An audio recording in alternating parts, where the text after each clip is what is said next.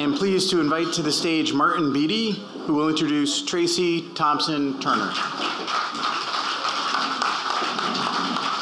Good evening.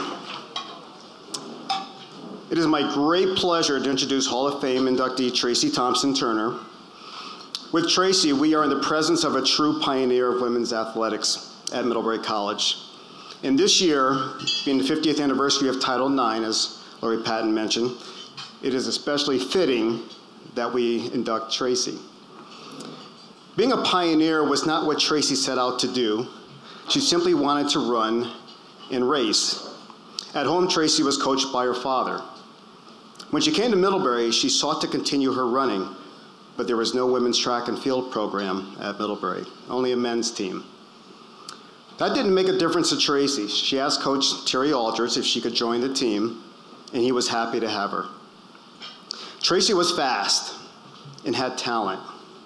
She was probably faster than many of the men on the men's team, though they may not admit it. Tracey went on to win many races and holds the school record, the state collegiate record, as well as the UVM facility record in the 100. The next year, Tracey recruited other women to be on her newly formed women's track and field team, people such as Middlebury College Hall of Famer Karen Von Berg,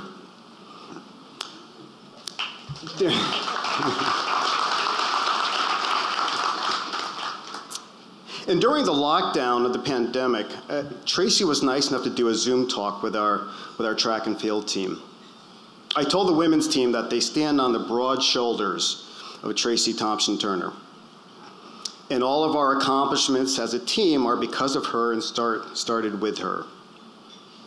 I also must add that after Tracey graduated from Middlebury, Tracey worked in the admissions office at Middlebury.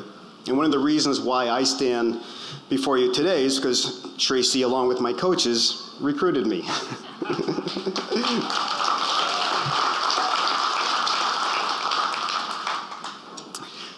So Tracey loved to go fast. And her love of speed didn't end at Middlebury.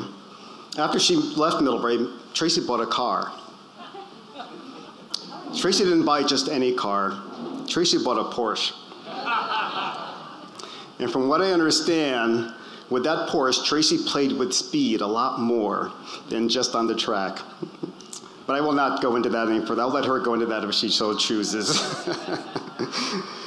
But I've really enjoyed getting to know Tracey more. I wish I coached her. I would love to have an athlete of her ability, and I have many great athletes in our program, but our first track and field women athlete at Middlebury was, our fastest track and field athlete at Middlebury, and I would have loved to have coached her if I were born earlier and in a different time. That would have been wonderful.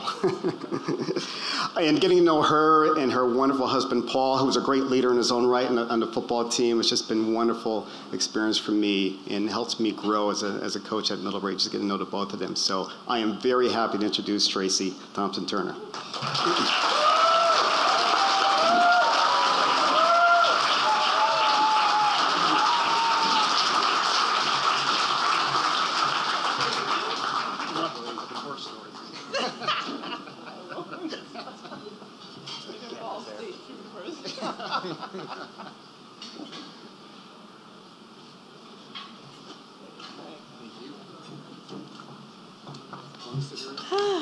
Wow, this is great.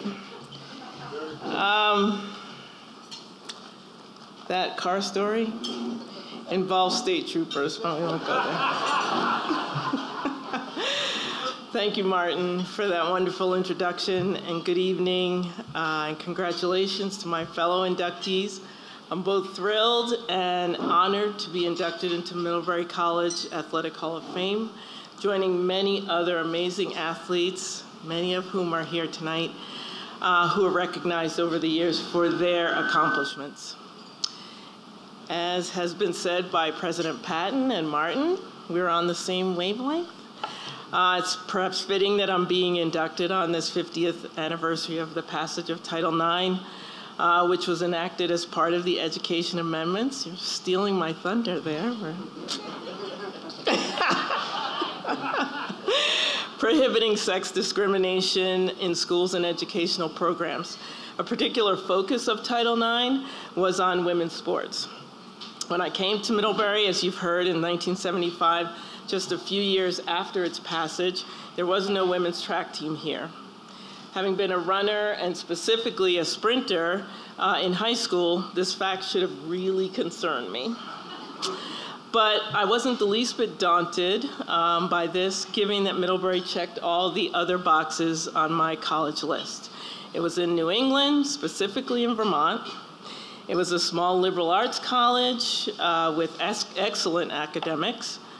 I knew people here already, Nordic skiers, more on that later.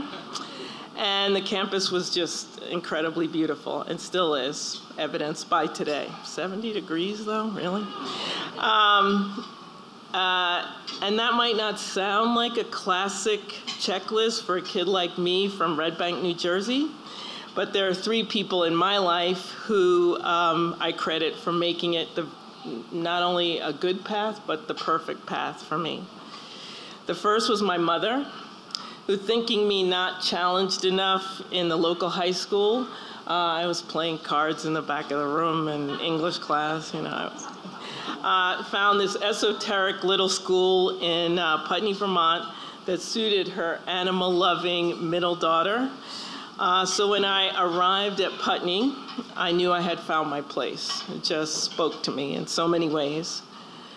Second was my dad, who during his youth was a member of the historic New York Pioneer Club track team in New York City, a club that produced many an Olympian in its day. He was my inspiration, my biggest cheerleader, and guiding me from a kid who just wanted to run everywhere into a contender, even at the Amateur Athletic Union, or AAU level, during my summer breaks from school. Those summer workouts were some of the hardest of my career, and often he was right on the track with me, running while we trained. Later, when I was in school in Vermont, both at Putney and at Middlebury, it was nothing for him to make the 10-hour round trip from New Jersey just to cheer me on. I learned from him that hard work and determination go a very, very long way. The third reason I wasn't daunted by the lack of a women's track program at Middlebury was that I'd already experienced success in Vermont track during my high school years at Putney.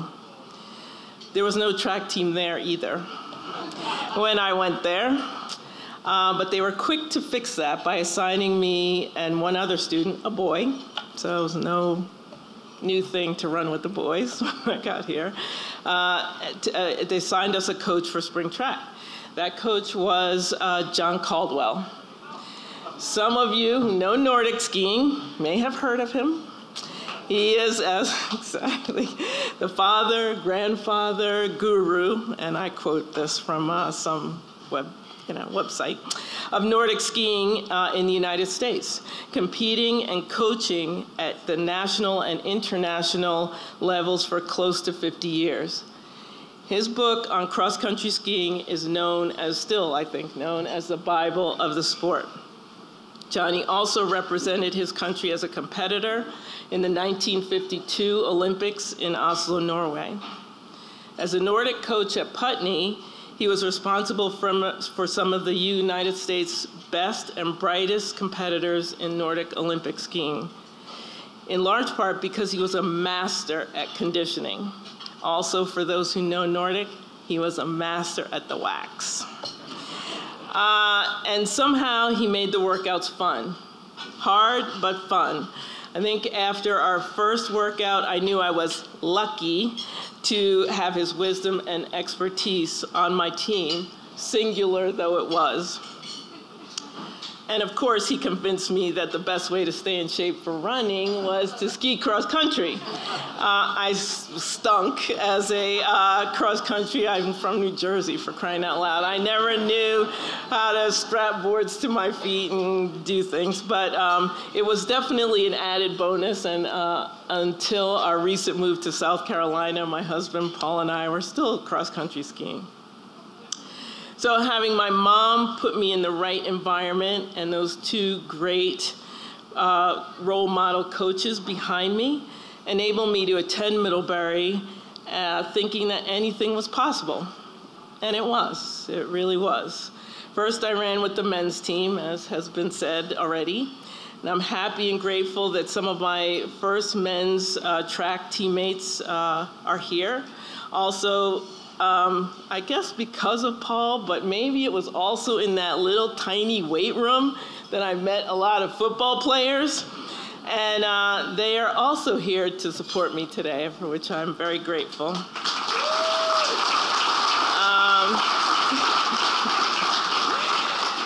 After running that first year with the men, when Karen Von Berg came on the scene wanting to run distances, the Middlebury women's track team was officially born. The college assigned us Terry Aldrich as our coach. And I'll never forget the days we'd pile into a rental car, Terry, his wife Beth Ann, who's here, their son Travis, Karen, and me, and head off to track meets. It was heady times. It's really kind of crazy. We're all just like going there like a little family. It was very cool. And occasionally we nearly won the meet with just the two of us competing, because Karen would win all her races, I'd win all my races. So was this commitment by Middlebury because of Title IX, opening doors for women's sports, that made it so easy for me to participate and excel in the sport I loved? I'm not so sure, but Middlebury's willingness to give us the tools to succeed never felt forced, required, or grudging, or because of a new law. What I can say is that this amazing experience and resulting success has stayed with me throughout my career, both athletic, ran a lot of road races after college because there wasn't a lot of track to be done. So a lot of 10Ks in there. We ran almost every weekend, but also through my professional career. And that I will always be grateful to Middlebury for making it possible for an individual with goals and determination to succeed. So again, I thank the committee for selecting me for this great honor. Thanks to all of those who've supported me over the years.